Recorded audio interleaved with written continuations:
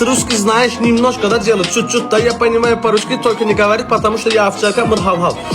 Aleyküm salam ve rahmetullahi ve berekatuhu. Salamlar ve aleyküm salam. Bir de denem, bir de. Nenem salamdır, neneviyim, aleyküm salam. Nihab necə olandı özünə görə təmin edəcəksən, standlar sən nesən, sevgilin var, yoxdur, bir de.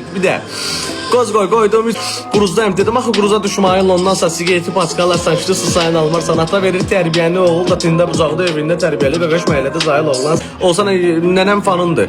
Ay Allah, nənəm bir sən neynəyərəm? Salam sağ ol. Ürək tutda, ürək tutar bilmirəm ki, məndən ancaq böyrək alır. Belə maksimum belə eləyirəm.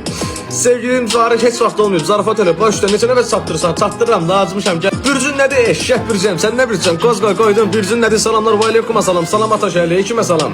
Duanı bir də deyə bilərsən uşaqlar. Deməli bax təzədən baş salıram. Bax sonuncu dəfə də baş salıram. Uşaqlar imtahana girdiniz. Bax vərəq altındadır. Bax elə bil ki vərəq budur, düzdür? Bir əlimi belə tutursan, bir əlimi belə tutursan.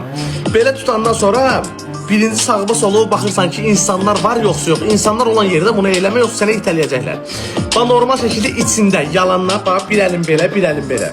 Qoydum belə düz kağızın yanında, gözlərimi yumursan ürəyində 3 dəfə Eybulla baba, Eybullacan itələ məni axıracan. 3 dəfə ürəyindən bunu deyirsən, füso qardaş, bitdi getdi. Sən həmin imtahandan keçməsən, bax bura indi biraz ağzım tərəfdir. Bax bura belə eləyə bilərlər ki, məsələn, danışığın zordur, qaqa sən eləməyin lütf edəsən. Bugün doğum günümdür, sənin doğum gününü təbrik edirəm. Çox yaşayıb boş yaşamaqdansa az yaşa, saz yaşa, bazlıq yaşa. Öpürəm səni şəllaqlı forma gəlib tipsi qaynaqlar kamindalı barmaqlarından. Salam aleyküm salam, neçə yaşın var, hər il dəyişirəm. Sən Məhəmməd Əli necə oğlandı? Özünə görə oğlandı yəqin ki. Nənəm diri gələk.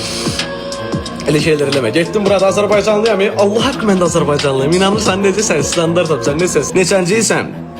2001.